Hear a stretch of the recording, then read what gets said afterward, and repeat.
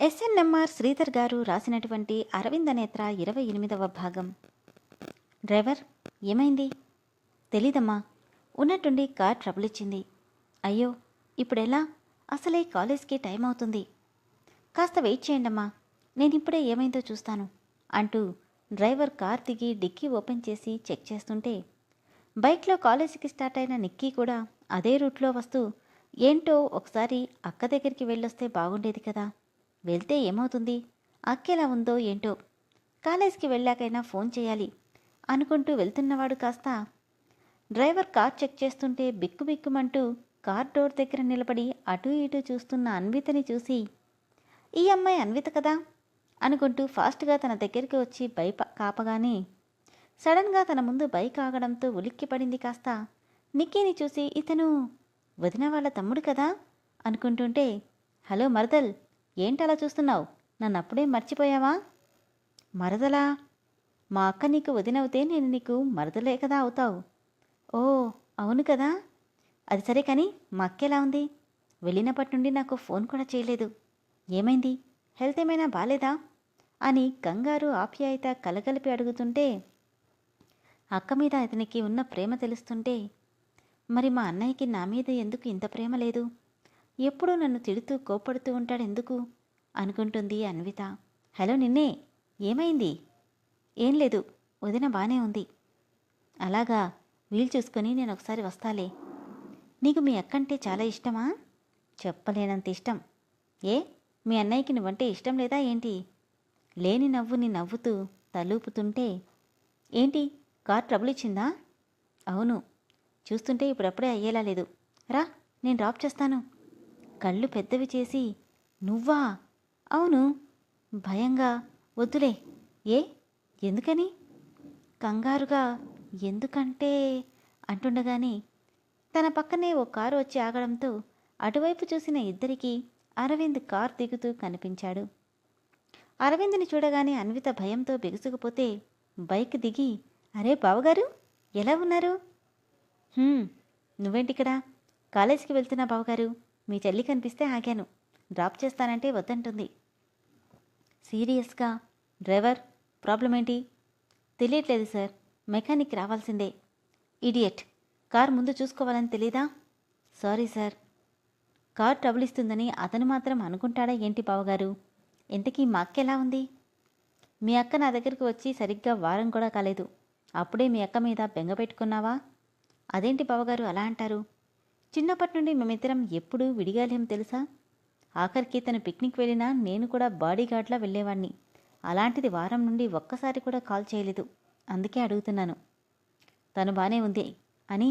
అన్వి, నేను రాజ్ చెప్తాను పదా, కాలేజ్ టైం అవుతుంది. బావగారు, మీకు అర్జెంట్ పనుంటే వెళ్ళండి. నేను నా కాలేజ్ కూడా అటువైపే వెళ్తున్నాను, కావాలంటే డ్రాప్ చేస్తాను.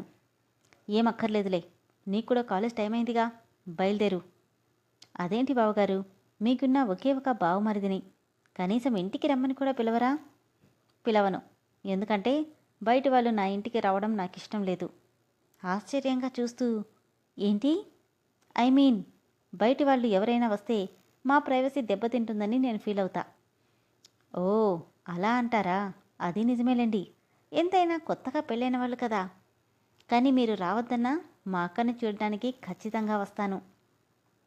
నిక్కీ వైపు కోపంగా వచ్చూపు చూసి, అన్వి కమ్ అంటూ ఇద్దరూ కారులో కూర్చోగానే కార్ స్టార్ట్ అయి వెళ్తుంటే, బాయ్ బావా, బాయ్ అన్వి అని నవ్వుతూ నిక్కీ చెయ్యూపుతున్నాడు. ఏ కల్మషం లేకుండా మాట్లాడుతున్న అతని మాటలకి నవ్వుతూ చెయ్యూపబోయేది కాస్త పక్కనే ఉన్న అరవింద్ చూపుకి భయపడి స్ట్రైట్గా కూర్చుంది అన్విత. వాడితో నీకేంటి మాటలు? నేనేం మాట్లాడలేదన్నయ్యా, తనే పలకరించాడు. రోడ్డు మీద మగాళ్లతో మాటలేంటి నీకు? ఈసారి పలకరించినా పనుందని తప్పుకొని వెళ్ళిపో, అర్థమైందా? సరేనని తలూపుతుంటే, నువ్వెక్కడున్నా, ఏం చేస్తున్నా, ఎవరితో మాట్లాడుతున్నా ఎప్పటికప్పుడు నాకు తెలుస్తూనే ఉంటుంది. అది మర్చిపోకు, అండర్స్టాండ్? సరేనని తలూపగానే ఈవినింగ్ వేరే కారు పంపిస్తానని చెప్పి తనని కాలేజ్లో డ్రాప్ చేసి ఆఫీస్కి స్టార్ట్ అయ్యాడు అరవింద్. మలేషియా ట్రిప్ దగ్గరికి వస్తుండడంతో 4 రోజులు పూర్తిగా బిజీ అయిపోయాడు అరవింద్. ఎప్పుడో అర్ధరాత్రి ఇంటికి రావడం, మళ్ళీ ఉదయాన్నే వెళ్ళిపోవడం జరుగుతుంది. 2 రోజుల తర్వాత పొద్దు పొద్దున్నే ఆగకుండా మోగుతున్న డోర్ సౌండ్కి పని వాళ్ళంతా ఎవరి పనుల్లో వాళ్ళుండడంతో విసుగ్గా డోర్ ఓపెన్ చేసిన నేత్రకి ఎదురుగా నవ్వుతూ నిలబడిన ఆనంద్ని చూసి ఎవరండి మీరు అంటుంటే, ఎంతైనా మా వాడి సెలక్షన్ కేక, నా చెల్లెలు మా బావగాడికి ఏమాత్రం తీసిపోదు అనుకుంటుంటే, మిమ్మల్నేనండి, ఎవరు మీరు? నేను మీ అన్నయ్యనమ్మా అనగానే, అన్నయ్యనా? అదేంటి అలా అడిగావు? మా వాడు నా గురించేం చెప్పలేదా అంటూనే చొరవగా లోపలికొచ్చి, రే బావా అని అరుస్తుంటే తన గొంతుకు లోపల ఉన్న వాళ్ళంతా బయటకొచ్చారు. అరే ఆనంద్, ఎప్పుడొచ్చావురా? ఇప్పుడే అంకుల్. నా చెల్లెలికి కనీసం నేనెవరు ఏంటి అన్నది కూడా చెప్పలేదా?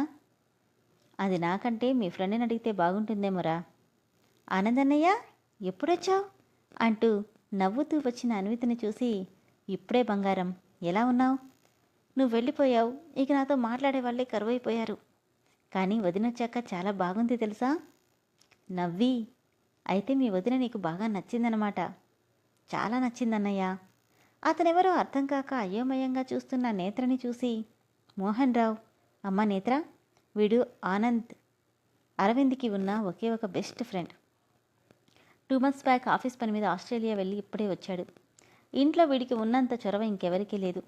అరవింద్ ఎవరినైనా నమ్ముతాడు అంటే అది వీడిని మాత్రమే అంటుంటే, నమస్తే అన్నయ్య అంటూ చేతులు జోడించింది నేత్ర. నువ్వేంటో నీ పలకరింపుతోనే తెలిసిపోయింది నేత్ర. అందుకే మావాడు నా కోసం ఎదురు చూడకుండా హడావిడిగా నిన్ను పెళ్లి చేసుకున్నట్టున్నాడు. మీ పెళ్ళి నేను మిస్ అయినందుకు ఈ అన్నయ్య నీకు ఇస్తున్న చిన్ని కానుక తీసుకోమ్మా అంటుంటే నవ్వుతూ దాన్ని తీసుకొని థ్యాంక్స్ అంది. ఈ గిఫ్ట్ నీకు ఒక్కదానికే, మీ ఆయనకి మాత్రం తీసుకురాలేదు. ఎందుకన్నయ్యా? ఎందుకంటే దాదాపు 15 సంవత్సరాలుగా ప్రాణ స్నేహితుణ్ణి. రేపు పెళ్ళంటే ముందు రోజు ఫోన్ చేసి రేపు పెళ్లి చేసుకుంటున్నానని చెప్తాడా?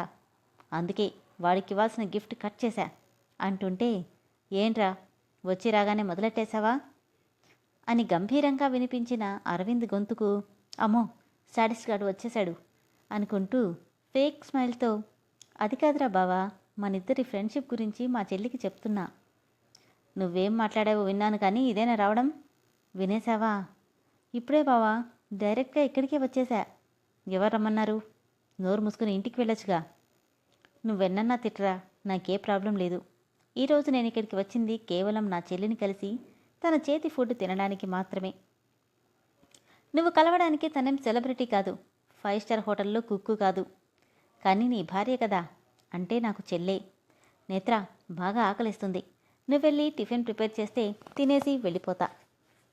అరవింద్ ఎంత తిడుతున్నా నవ్వుతూ మాట్లాడుతున్న ఆనంద్ మాటలకి ఏం చెప్పాలో అర్థం కాక అరవింద్ వైపు చూసిన నేత్రకి కళ్ళతోనే వెళ్ళి రెడీ చేయమండంతో సరేనని తలూపి వెళ్ళింది నేత్ర.